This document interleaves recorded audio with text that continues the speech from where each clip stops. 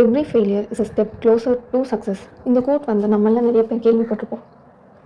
And இது வந்து நமக்கு ஃபெயிலியர் நடக்கிற டைமில் நம்ம யோசிப்போமா? நிறைய பேர் யோசிக்க மாட்டோம். நான் அந்த மாதிரி தான் யோசிச்சிருக்கேன். அண்ட் இந்த குரூப் 4 நடந்து முடிஞ்ச குரூப் 4ல் வந்து நான் கிளியர் பண்ணி டைப்பிஸ்ட் வந்து சூஸ் பண்ணியிருக்கேன். 169 கொஸ்டின்ஸ் அவுட் ஆஃப் 200 நான் வந்து கரெக்டாக போட்டிருக்கேன். என்னோட ஜேர்னி வந்து எப்போ ஸ்டார்ட் ஆச்சுன்னா இந்த இயர் 2019 ஸ்டார்ட் பண்ணும்போது நான் டிஎன்பிஎஸ்சி படிக்கணும் அப்படின்னு ஸ்டார்ட் பண்ணலை. ஸோ வந்து டிஎன்பிஎஸ்சி படிக்க ஸ்டார்ட் பண்ண இயர் 2020. அப்போ இருந்து நான் இந்த குரூப் 4 கிளியர் பண்ணுற வரைக்குமே கன்சிஸ்டண்ட்டாக வந்து நான் படிச்சிருக்கேன். நடுவில் வந்துட்டு கன்சிஸ்டன்ட் பிரேக் ஆகிருக்கு. அந்த பிரேக் ஆனதுனால தான் என்னோட சக்ஸஸ் வந்து இவ்வளோ டிலே ஆச்சு அப்படிங்கிறத வந்து நான் ரொம்ப ஸ்ட்ராங்காக நம்புகிறேன். ஸோ நீங்கள் எந்த காம்படிட்டிவ் ஃபீல்டில் இருந்தாலும் டோன்ட் பிரேக் யுவர் கன்சிஸ்டன்சி.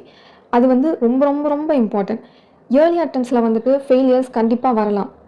சிலர் வந்துட்டு ஃபஸ்ட் அட்டம்ப்ட்லேயே சக்சீட் ஆகலாம். ஸோ அவங்கள நீங்கள் கம்பேர் பண்ணுறதை விட ஏன் வந்து ஃபெயில் ஆனாங்க அப்படின்னு சொல்லிட்டு அந்த ஃபெயில்ட் அட்டம்ப்ட்ஸை வந்துட்டு நீங்கள் அனலைஸ் பண்ணி பாருங்கள். ஒவ்வொரு தடவையும் நம்மளே நமக்கு எக்ஸ்பீரியன்ஸ் பண்ணி கற்றுக்கணும் அப்படின்னு நினச்சோன்னா கண்டிப்பாக சக்ஸஸ் வந்து டிலே ஆகும்.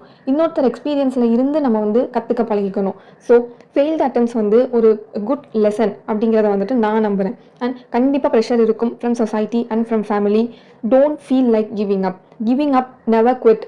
இதெல்லாமே வந்துட்டு நீங்கள் ரொம்ப ஸ்ட்ராங்காக பிலீவ் பண்ணிக்கணும். அண்ட் உங்களோட மைண்ட் செட் வந்து ரொம்ப கிளியராக வச்சுக்கோங்க. இதை நான் ஏன் ஸ்டார்ட் பண்ணேன். ஸோ ஸ்டார்ட் பண்ணும் போது இருந்த ரீசன் வந்து ரொம்பவே ஸ்ட்ராங்காக இருக்கணும்.